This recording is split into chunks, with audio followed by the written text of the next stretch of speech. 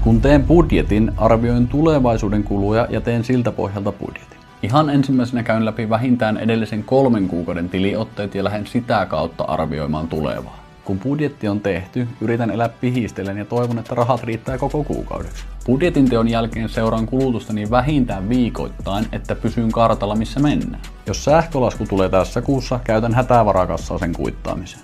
Maksan sähkö- ja vakuutusmaksut muutaman kerran vuodessa ja huomioin sen aina budjetoinnin yhteydessä.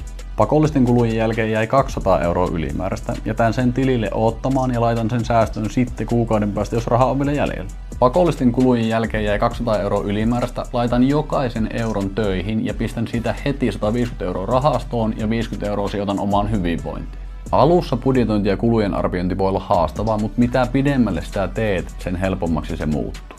Ja jos sä tarvit apua budjetointiin, käy varaamassa maksuton alkukartoitus Bion linkistä.